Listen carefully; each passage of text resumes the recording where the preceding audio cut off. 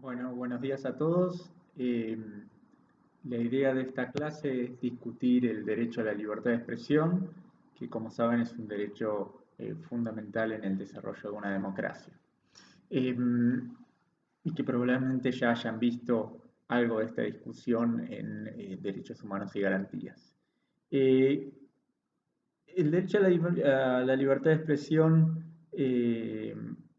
generalmente se enfoca o se ve desde dos dimensiones, una dimensión que es individual, que es básicamente la idea de permitir que toda persona pueda difundir libremente sus ideas y sus opiniones, esto es, sin que se le impongan restricciones o, o sin que se le impiden publicarlas o difundirlas, y por otro lado también tiene una dimensión colectiva que es que surge del hecho de también tener un derecho a recibir la información que publican otros. Es decir, en definitiva, lo que se trata de promover es que cada uno pueda generar su propia masa crítica o sus propias ideas críticas acerca del mundo, la realidad, el gobierno, el arte, lo que fuere. Digamos, que cada uno tenga la posibilidad de pensar libremente y de dar sus opiniones en forma eh, libre acerca de las problemáticas que vivimos los seres humanos todos los días. ¿Cuáles son las justificaciones, si se quieren, morales o filosóficas que generalmente se transmiten acerca de por qué permitir que se difundan libremente las ideas o las opiniones o los pensamientos? En especial esto va a ser muy controvertido respecto a ideas que consideramos aberrantes, equivocadas, eh, o con las que profundamente discrepamos. Digamos, la libertad de expresión o el derecho a la libertad de expresión va a tener peso especialmente frente a ese tipo de ideas, porque en relación a las ideas que más o menos coincidimos no existen grandes problemáticas. Pero, digamos, moralmente o filosóficamente podemos decir que hay dos grandes razones que se han dado para alentar el derecho a la libertad de expresión y darle un lugar constitucional preponderante o una protección muy importante en nuestra constitución y en todas las constituciones en general de Latinoamérica. De hecho, en la Convención Americana de Derechos Humanos, la libertad de expresión, en el artículo 13, tiene una especial protección, una protección muy robusta, y además ha sido especialmente tratado por la Corte Interamericana de Derechos Humanos en su jurisprudencia. Entonces, una justificación podemos llamarla deontologista y está vinculada a la idea de la autonomía, que es, un poco ya lo vimos en la clase sobre la autonomía, pero es básicamente el derecho que tiene cada uno a pensar libremente, a reflexionar libremente, a difundir sus ideas, sin que se le impongan modelos perfeccionistas o paternalistas eh, acerca del mundo. Es decir, si bien yo puedo discutir con una persona y darle mis opiniones, incluso presentarle una visión del mundo, cada persona es autónoma para pensar y reflexionar acerca del mundo o de las problemáticas que nos rodean en forma libre, sin que sus ideas, por más equivocadas que yo, o por más equivocadas que yo considere, o por más disparatadas, si se quiere que me parezcan, tiene derecho a formar su propia convicción crítica acerca de cómo lo ve. Y la idea sería que yo puedo acercar información que creo que es acertada, puedo discutir, pero en definitiva no puedo prohibir que esa persona difunda la información que crea correcta. ¿Por qué? Porque es autónoma para construir su propio juicio crítico acerca del mundo.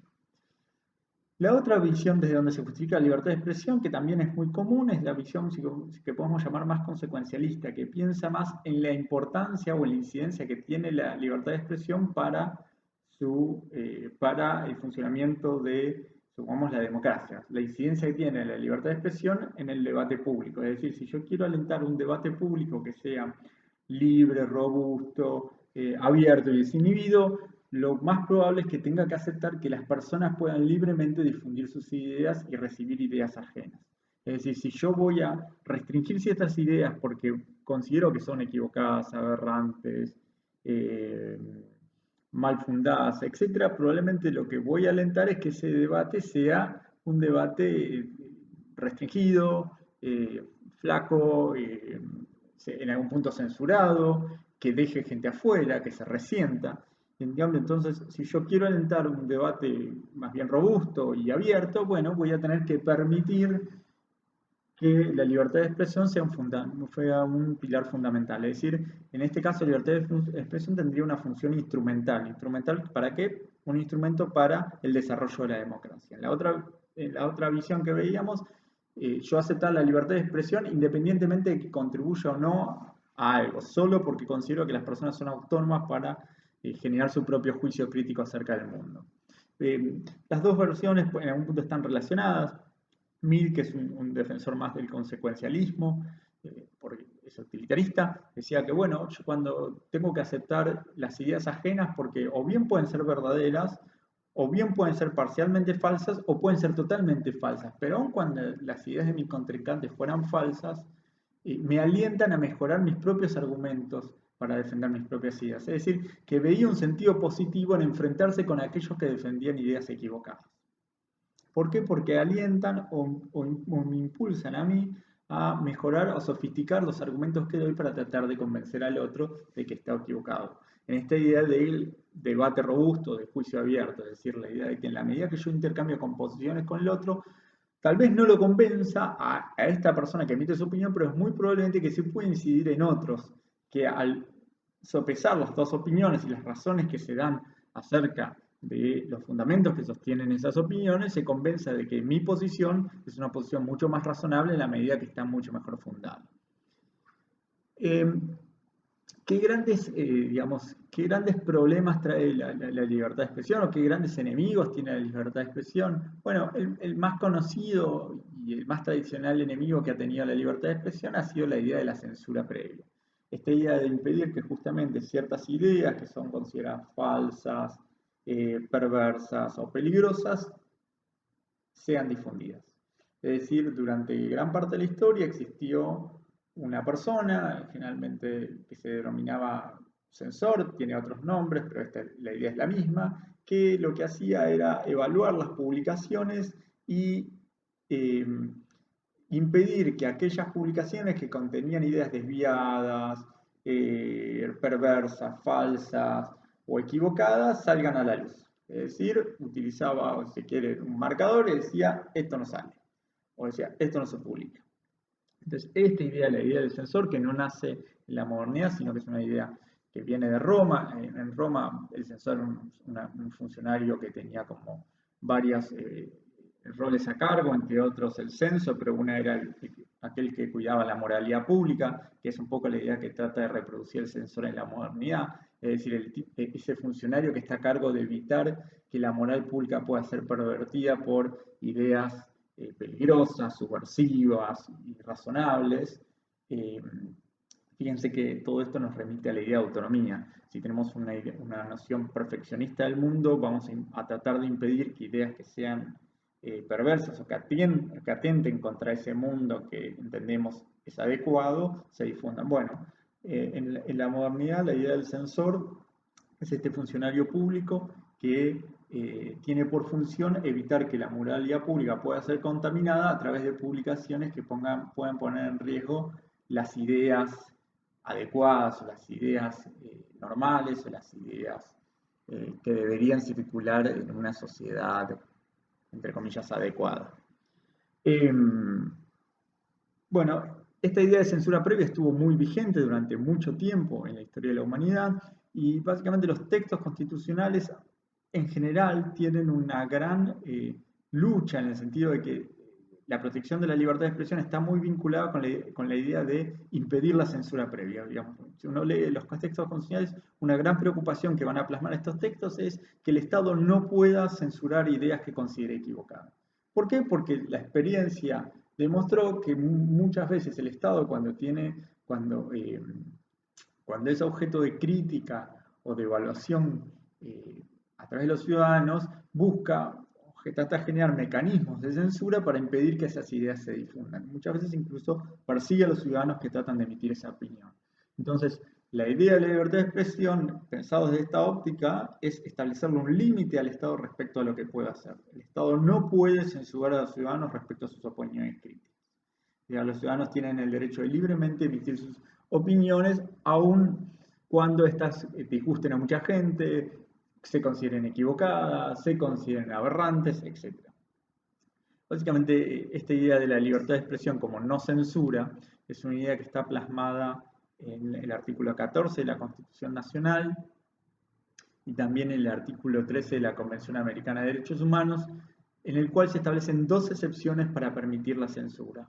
Una primera excepción es los espectáculos públicos pueden ser en alguna medida censurados cuando se trate de proteger a menores, y en este la razón es bastante clara, es porque está la idea de que el menor no es plenamente autónomo para llevar a cabo un juicio crítico y por lo tanto podrían llevarse a cabo medidas para restringir aquellas ideas que puedan afectar su juicio crítico. No así con mayores, la idea de que un espectáculo público pueda ser censurado porque puede afectar el juicio crítico de una persona que se considera ya autónoma es contrario a la idea que estamos defendiendo de libertad de expresión. Pero sí respecto a menores, también lo planteamos esto cuando vimos autonomía. Y la otra excepción, que es la más polémica y la más discutida, es que pueden ser censurados discursos de odio, es decir, discursos que tiendan a promover el odio contra ciertas culturas, etnias, religiones, etc. Eh, este tipo de censura o de restricción es una restricción muy discutida, incluso entre distintos países. Hay países que lo admiten y hay países que no. Justamente con la idea de promover incluso aquellos discursos que pueden considerarse aberrantes o súper descalificantes. Pero estas son las dos excepciones que contempla la Convención Americana de Derechos Humanos. En relación a fallos que se hayan expedido sobre el tema de censura, son bastante antiguos porque hoy, bastante antiguos, tienen cierta antigüedad porque hoy la idea de que el Estado pueda censurar una publicación, es decir, puede impedir una publicación o la circulación de ideas, es una idea que ya está, o es una práctica que está muy descalificada, sobre todo porque ha sido una práctica habitual de los gobiernos militares. Es decir, durante los gobiernos militares existía esta figura del censor que justamente antes que se publicara un libro pedía una copia para ver si este libro era publicable, o hacía lo mismo con las películas. De hecho, después que terminó la dictadura militar, se hicieron una serie de eventos artísticos para mostrar todos aquellos libros, películas o canciones que eran justamente censurados. Entonces la idea de la censura es una idea muy descalificada y muy mal vista. No obstante ello, hay una serie de fallos que se han dado en democracia en los últimos 30 años. No son muchos, pero algunos vale la pena mencionarlos. Uno es el caso Berbisky del año 89, en el cual la Corte anuló una sentencia que había impedido publicar una solicitada a favor de militares procesados y condenados por crímenes de lesa humanidad. Fíjense que en esto puede llegar a jugar la idea de que esto sería un discurso de odio, pero en concreto la Corte anuló esa decisión sosteniendo que atentaba contra la libertad de expresión. Un famoso caso se dio en el año 92 con la jueza Servini de Cubría, que promovió una acción cautelar para impedir que en un programa televisivo humorístico, que era el de Tato Bores, se la mencionara, y de hecho inicialmente obtuvo una medida que le impedía al humorista mencionarla, lo cual dio lugar a un nuevo sketch, pero finalmente esta medida fue revocada en términos muy duros, y después la reacción que generó pública esta medida fue revocada por los tribunales de alzada y por la Corte, en forma muy dura y con expresiones muy duras acerca de lo que implicaba la censura. Y un caso a nivel latinoamericano que se hizo muy conocido porque también se dio el debate en Argentina en su momento, se presentó con la película La Última Tentación de Cristo, que es una película del director Scorsese, Martin Scorsese, que generó mucha controversia en su momento tanto en la Argentina como en Chile, pero en Chile la Constitución es heredera de aquella que promovió el gobierno dictatorial de Pinochet, y entonces contiene toda una serie de restricciones justamente al sistema democrático. Una de ellas era una norma que permitía en algunos casos la censura, y justamente en función de esta norma es que se había impedido la difusión de esta película que se llama La Última Tentación de Cristo, y que plantea hechos controvertidos respecto a la vida de Cristo y que había generado mucha controversia en el ámbito de la comunidad religiosa. Pero en concreto la Corte Interamericana se expidió en este caso diciendo que había existido una violación grave a la Convención Americana de Derechos Humanos y que esta norma en particular violaba el artículo 13 de la Convención Americana de Derechos Humanos al permitir supuesto de censura previa y solicitó a Chile que modificara esa norma, conducta que en definitiva Chile adoptó. Pero digo, con excepción de estos casos, la idea de la censura previa, de que el Estado ponga un funcionario, que exista un censor que prohíba la publicación de ideas o de opiniones, es una idea que está muy descalificada. Digamos. Rara vez es algo que se acepte. En algunos casos esto está resurgiendo con temas justamente controvertidos, esta idea de discurso del odio. Bueno, a veces se habla de alguna forma de censura cuando hay, por ejemplo, se habla de esta idea mediática del bozal legal, pero generalmente estas medidas cautelares que prohíben algunas partes opinar sobre determinado tema está vinculado a la protección de menores y de intimidad, no así opiniones públicas eh, sobre, sobre temas públicos o sobre temas controvertidos. Son cosas muy específicas que no vamos a trabajar acá. Lo que sí, en el próximo video vamos a analizar lo que es más común en evaluar cuando se trabaja libertad de expresión, que es lo que se conoce como responsabilidades ulteriores, es decir, eh, casos en que luego de que la opinión o la información es difundida provocan un daño en alguien y esa persona pretende algún tipo de reparación por esa publicación, esa idea controvertida. Entonces la pregunta es, ¿hasta qué punto uno es responsable por la opinión o por la información que difunde? ¿Por qué pregunto esto? Porque se puede correr el riesgo que a través de la responsabilidad ulterior frente a terceros se generen mecanismos de autocensura o de censura indirecta, es decir, de que exista tanto temor a ser responsable civil y penalmente por la idea o la opinión difundida, de que en definitiva quien eh, tenía la intención de publicarla o difundirla, deje de hacerlo. Entonces es un tema muy sensible analizar en qué medida quien difunde y publica una información debe ser responsable frente a un tercero que se sintió dañado en su honor, en su intimidad respecto a esa publicación. Y esto es lo que vamos a ver a continuación.